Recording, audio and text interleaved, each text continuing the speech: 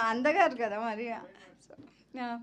So నేను వెనక నుంచి మోహన్ గారు మీరు చెప్పండి, మీకు ఈ సినిమాలో క్యారెక్టర్ వచ్చినప్పుడు అండ్ మీరు చేసినప్పుడు మీ అనుభవాలు. ఏం చేసామో మాకు తెలియదు, నిజమే చెప్తున్నాను. ఎందుకంటే చెప్పేది చేసేది అంతవరకే తప్ప ఇక బాలన్నతో ఉంటే మాకు షూటింగ్ చేసినట్టు ఉండదు, ఆడుకోవటానికి వచ్చినట్టే ఉండేది. అంటే చాలా అన్నయ్య అదొకటే మీరు రివీల్ చేశారు, మిగతా రివీల్ చేయలేదు. ఆ సినిమాలో బాలన్న నేను ఒకటే గెస్ట్ హౌస్లో ఉండేది.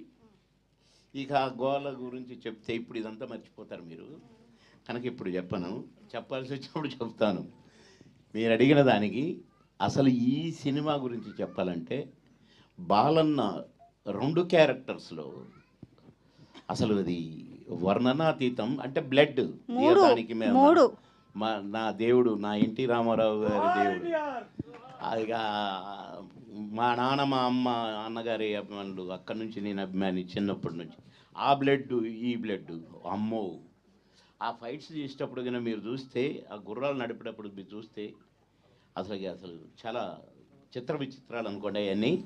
కానీ ఈ సినిమాలో బాలన్న ఫైట్ కానీ, ఆ కృష్ణదేవరాయలు గారి ఆ సీన్ అండి, ఆ సీన్లో 2 క్యారెక్టర్లు అసలు కనులు మెరిమిట్లు గొల్లపటం అంటారు చూసారా, అది జరిగింది. కానీ ఈ సినిమా తీయడానికి ముఖ్యంగా అసలు ఇక్కడున్నాడు కృష్ణప్రసాద్ గారు. ఆ కృష్ణాని ఎందుకు పెట్టారో కానీ ఈ శ్రీకృష్ణలాగా అసలు ధైర్యానికి మెచ్చుకోవాలి. ఫస్ట్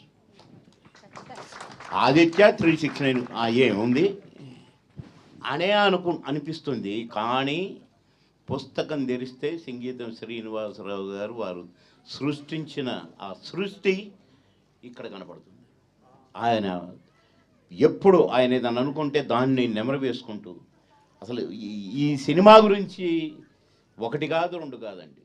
ఎందుకంటే నేను నటించిన కాబట్టి, అందులో చూసిన కాబట్టి, ఎలా తీశారో చూసిన కాబట్టి, బాలన్న నటన చూసిన కాబట్టి అసలు వండర్ఫుల్. అసలు మళ్ళీ కాదు, మళ్ళీ ఇప్పుడు బాబీ చెప్పాడు కదా నా చిన్నప్పుడని.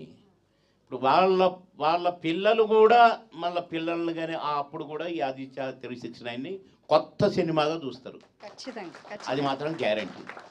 సేమ్ అదే పాల బుగ్గలు మా బాలన్న, అదే మీసం, అలాగే కనపడతాడు.